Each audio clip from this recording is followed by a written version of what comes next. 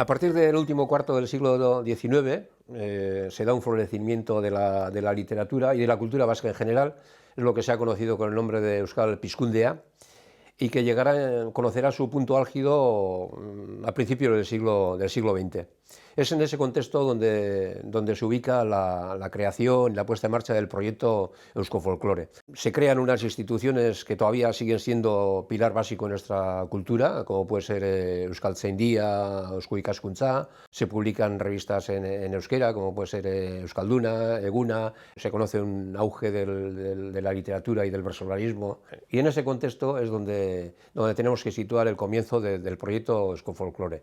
Y además, concretamente, en el año 1918, un elemento motivador clave fue el primer Congreso de Estudios Vascos celebrado en Oñate, a raíz del cual se crea también Eusko Ikaskuntza, y con su extenso programa. Y en realidad Barandiaran, cuando crea el proyecto Euskofolklore, tiene en mente contribuir en una parte al amplio programa que está planteando Eusko Ikaskuntza. En ese recorrido de 100 años, de 1921 hasta hoy en día, el anuario Euskofolklore y el proyecto Euskofolklore ha conocido diversas etapas. La primera de ellas será desde su creación hasta la Guerra Civil Española. Está ubicado en el contexto del seminario de Vitoria, en el que don José Miguel está ejerciendo de vicerrector de uno de los seminarios. Es ahí donde surge el proyecto y donde se va a desarrollar esos primeros 14 números que se publican en esa etapa de 1921 a 1935. Al mismo tiempo que el anuario, se publican también unas hojas mensuales en las que van recogiendo los distintos trabajos que los grupos están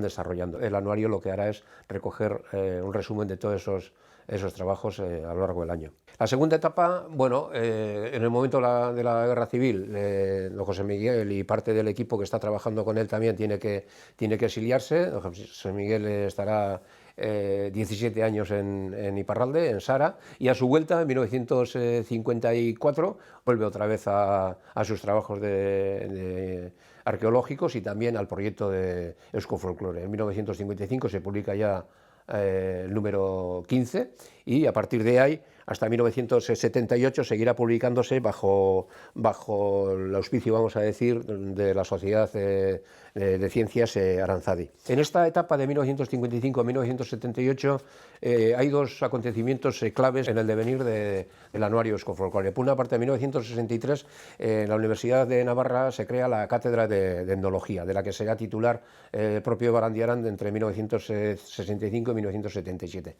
Y como complemento a esta cátedra también impulsará y pone en marcha el plan Etniker, constituyendo equipos de investigadores para una recogida sistemática, un plan sistemático de recogida de información a lo largo de todo Euskal Herria, que tiene como objetivo ir completando lo que en el futuro va a ser el atlas etnográfico de Baskonia.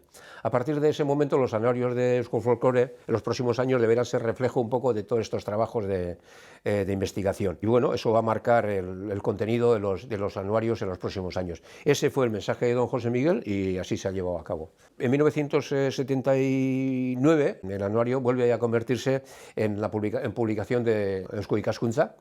Se había reformulado ya la Sociedad de Eusko Ikaskuntza, Sociedad de Estudios Vascos, y vuelve a coger la responsabilidad de la publicación del esto. En esta etapa se publicarán otros 7 números y a partir de 1989, con la creación de la Fundación don José Miguel de Barandiaran, será la propia fundación la que se encargue, dentro de sus objetivos, también de la publicación del anuario Euskofolklore.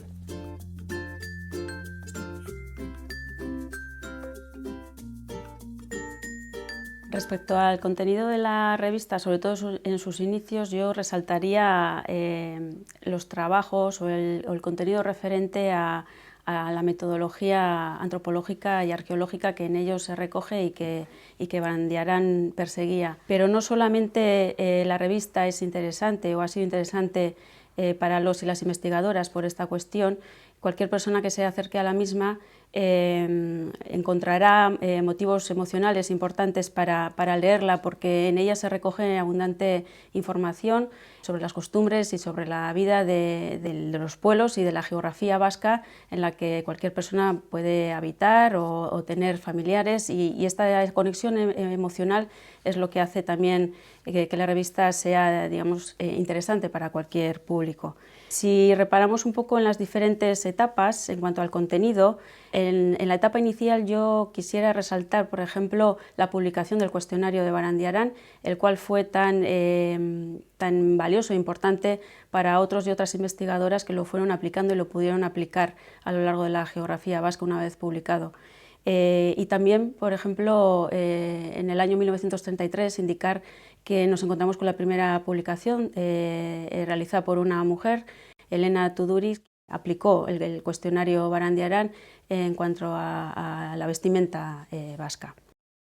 Tras 17 años de exilio, se aprecia que a su vuelta la preocupación de José Miguel Barandiarán por las formas de vida que según él estaban en peligro de extinción como consecuencia de la industrialización, de alguna forma reactiva la producción y se aprecia que los trabajos de alguna forma proliferan, ¿no? Los trabajos de recuperación con este afán de recuperar, sobre todo relativo a temáticas que él consideraba pues que estaban especialmente desapareciendo, como podría ser el pastoreo. En los primeros años de la década de 1980 yo señalaría que la producción en euskera, los artículos en euskera cada vez va en aumento, también acorde un poco con la propia situación sociopolítica, y además se aprecia también los trabajos de personas cercanas a la academia, como Gurutze Arregi, José Martín Apalategui,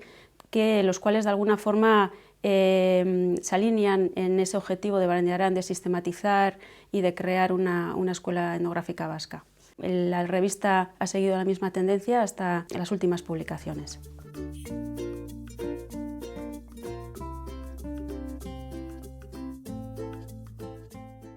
Cuando José Miguel Barandiarán puso en marcha el proyecto Euskofolklore, decía su objetivo, decía en sus propias palabras, era investigar el saber popular vasco y analizar los problemas psicológicos y de historia cultural, dando más importancia y extensión al material recopilado que a los párrafos doctrinales. Es decir, dando prioridad a la objetividad de los hechos frente a la subjetividad de las opiniones.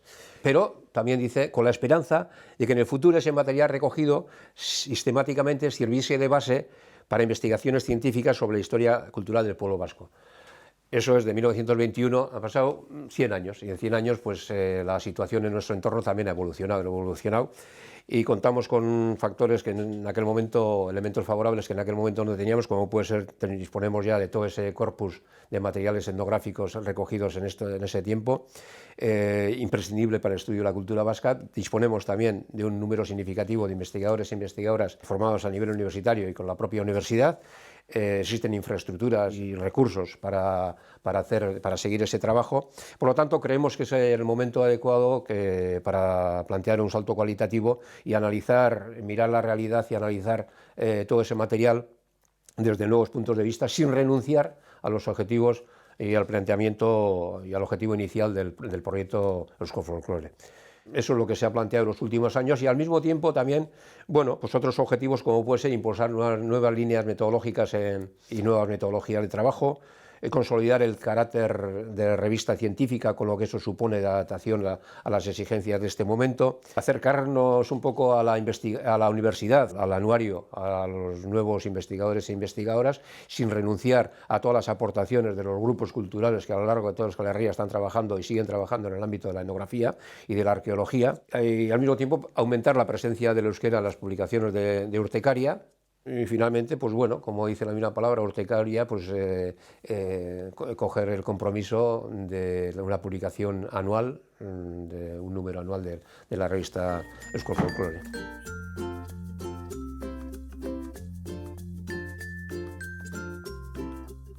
Lejos está la época en la que habitó José Miguel de Barandiarán, y quizás por eso su imagen esté algo difuminada hoy en día entre la sociedad vasca.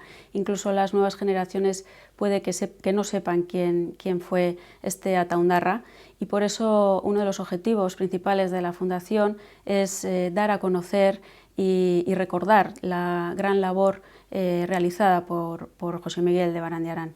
Su producción científica fue novedosa en su tiempo y el método y la investigación es algo vivo, por lo que la antropología y la arqueología vasca de hoy en día también han bebido y siguen bebiendo de la gran aportación realizada por Barandiarán hasta ahora.